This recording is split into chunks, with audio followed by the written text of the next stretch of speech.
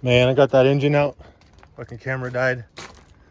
No video of me taking it out, but some Diablo blades for the proof.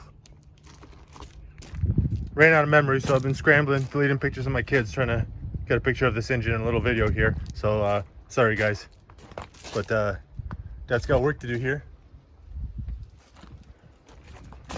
Look at that. Just cut that whole front end out, cut all the cross supports out.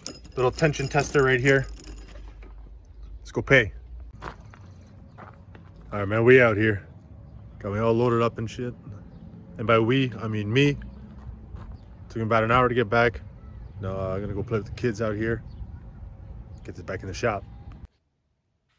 All right, so it's been about a week, and I got the engine back in my shop here. So it's ready to go. Well, not really ready to go, but it's here at least.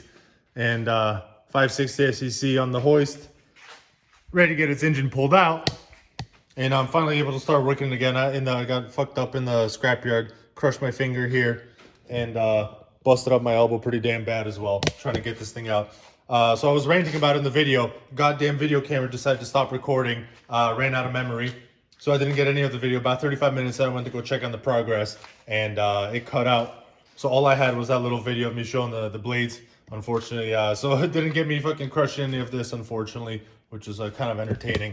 Anyway, I met a really cool guy out there too. Helped me get this whole goddamn contraption loaded up once I got it on the crane and everything. So the whole thing took me about 45 minutes from when I got the crane in position. I started cutting and got it all out. Turns out, the guy was going to meet his nephew there. Nephew was supposed to pick him up. He was getting a fender for his nephew's car, and his nephew abandoned him. MIA. Who knows where he went? Anyway, I give the guy a ride home. He helped me with all this shit. The least I can do is give him a ride home. So you always meet some cool people out there, always doing their thing. Anyway, so as you can see here, I already got a little test going on. As we saw in the video earlier, previous video, the cylinder number 3 was low on compression. It was a little slow to come up as well. So I got a leak down tester in here. If you don't know what a leak down tester is, it'll basically tell you if you first you do a compression test, then you do a leak down test. Ideally, you do this a little bit warm already, but I don't have that luxury right now. This will tell you, you take the piston to top dead center, both valves are sealed, or all 4 valves, whatever, 2 valves in this case. Pistons at top dead center as well. If you have air coming out, any of the crankcase breathing apparatuses, it's rings or shot, and it's coming down, or rings or a bad cylinder, scored walls or whatever.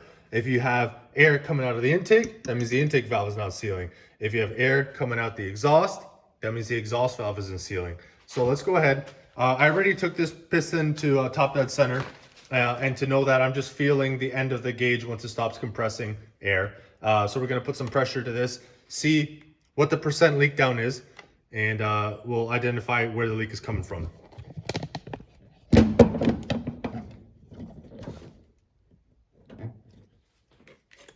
So I want to back this guy down. This is your inlet pressure. This is your in-cylinder pressure. So here we go. We're coming up on pressure. Inlet, outlet again. I'm going to take this up to 100 PSI so the math is easy. I don't know if you can hear that already. Right there. That's about 20% leakage. 100 PSI in, 80 PSI out. A brand new, broken in, new tight engine is around 3 to 5% leak down. I'd expect an engine with about 150,000 on it, maybe 8-9% leak down or something like that. This is obviously, something's wrong with 20% leak down. That's not going to be firing very well, as we can also see with the compression test. So I don't hear anything or feel anything coming out of the air, of the oil passages for the anything that would be connected to the bank breathing, what's it called? The goddamn crankcase, that's it, in the goddamn crankcase. There's also nothing out of the intake. But all that, if you hear it, it's coming out the exhaust. So obviously we're on number 3, and it's coming out the exhaust, therefore the issue is the exhaust valve is not sealing all the well. I don't know if it's just a piece of chicken shit or some squirrel shit that's stuck in between the valve and the seat itself. I don't know if the valve is out of round, the valve is burned, rusted, or the seat itself is out of round, or you don't have a good seal there. But what we're gonna do is we're gonna take this off. Ideally, I'd like to fire it. Maybe that'll just get burned out or whatever. I'm gonna try to borescope it, take a quick look. If that doesn't go through, start taking this apart, valve cover, probably pull the head off as well. You know, it's gonna need new chain guides, oilers, all that shit. And obviously clean all this shit up too. Fuel system. So we'll take it off and see. You know, we'll run a dial indicator to check the valve seat. And stay tuned, like and subscribe to see any more videos of this. You get notified when I post something up.